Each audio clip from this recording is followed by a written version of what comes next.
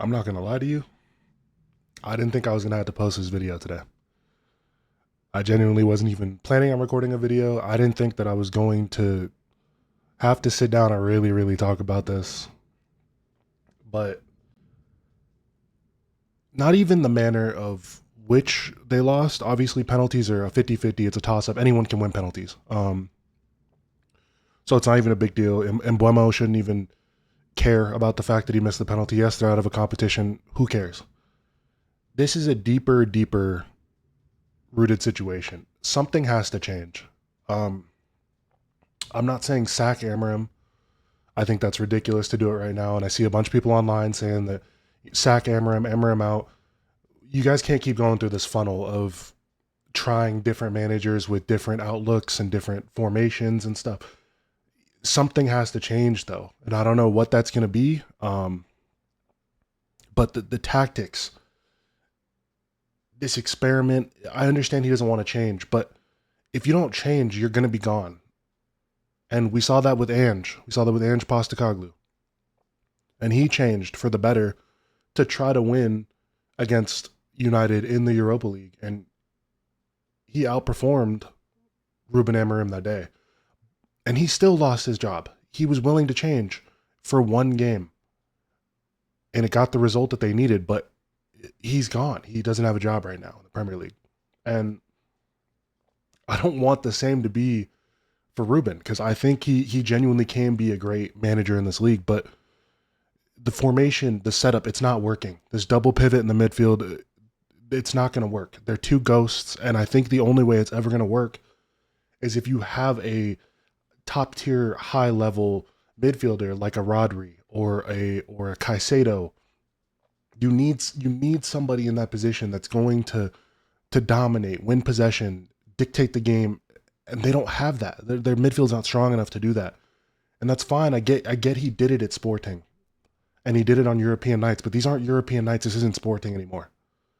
Something has to change. He needs to adapt, and I can respect the fact that he wants to stick to his foundation and what he built his managerial success on. I get that, but it's not working. It's not working here at Manchester United, and something has got to go or something's got to change, even if it's for a time period of just getting through these Premier League fixtures until you get that midfielder that can help you win these games. But this team, you can see it. You can see it. It would work better in a 4-3-3, just a traditional formation. Hell, it would even work maybe in a 4-4-2. But it's not going to work.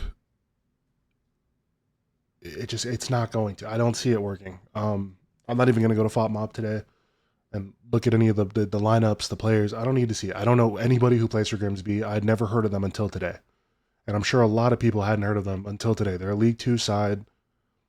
Their squad was worth like what 3.6 million. I think they said something like that. Manchester United have spent 230 million this window alone. So it's just super disappointing. I feel like he relies so heavily on whipping the ball in and hoping it falls to Delict or any of his big brolic players, and it's just super sad to see. Um, I'm not a Manchester United fan or a hater. I have a ton of Manchester United kits. One of my best friends is a Manchester United fan, and we talk ball all the time. And genuinely, I want to see them succeed. I hated the Eric Ten Hag era. I couldn't stand watching them play. Like it was so boring, but it was more exciting than this, and that's super unfortunate because I feel like now they have a few sparks in the team, but I feel like they genuinely with this transfer window got it wrong, and I don't think Sesko is the wrong striker or wrong player. I just think it's wrong time, and I think that they needed to focus more on the midfield, and it sucks to see. But I feel like he might be a waste of talent because of the midfield behind him, and you don't get time playing for Manchester United to bed in. It's the period that Manchester United in, they need everyone to hit the ground running. And that sucks for the players, but it's the harsh reality. And I don't know, honestly, where Manchester United go from here. You got Burnley on the weekend, so that they have to win that game. I thought today they were going to win against Grimsby convincingly, and then I thought they'd play Burnley, beat Burnley, so they'd have 2 wins on the bounce, and going to play Manchester City, or excuse me, no, it's Chelsea, playing Chelsea and then City. Um, I thought they would go into playing Chelsea with some confidence. I'm actually not too sure if it's Chelsea or City. They play Chelsea and City. Regardless of who they play, I thought they'd go into that game with some confidence and they would figure it out and start to actually feel like a team. And I genuinely don't even know. Like, and watching those penalties today, the fact that Ruben doesn't even watch, he just sits on the bench and looks at the ground, it's cowardly. That's the part that I don't want to see because he seems like a really nice guy. He seems super charming. He's a young manager. We want to see these young managers thrive. But sitting on the bench and looking at the ground, like you don't. It looks like you don't even have any faith in your team. And if you don't, then change something. Change anything. It's a shame. And this might be one of the biggest upsets in Carabao Cup history. And people are obviously going to make the headlines and everyone's going to talk about it. I'm not going to be surprised if I go on YouTube or TikTok later and I see everyone talking about sack Ruben, sack Amarim, get him out, Ruben out. It's so I don't know. I'm gonna be really sick of seeing this, but I had to post this video. I had to upload something. If I sound a little off, I'm really sick right now, so I was just watching this video in bed. Excuse me.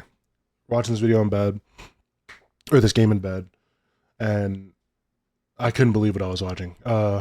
Congratulations to Grimsby. They played extremely well today, especially for their level, and I don't want to take anything away from them. But Manchester United looked horrible.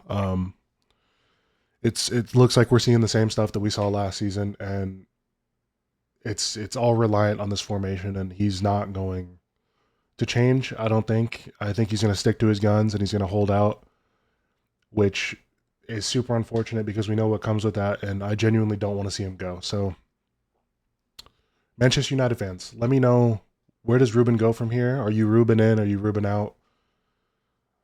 Let me know where you would go if you were in this situation and you know you could change something. But if you guys like the video, go ahead and throw a like on it. Subscribe, please. Peace.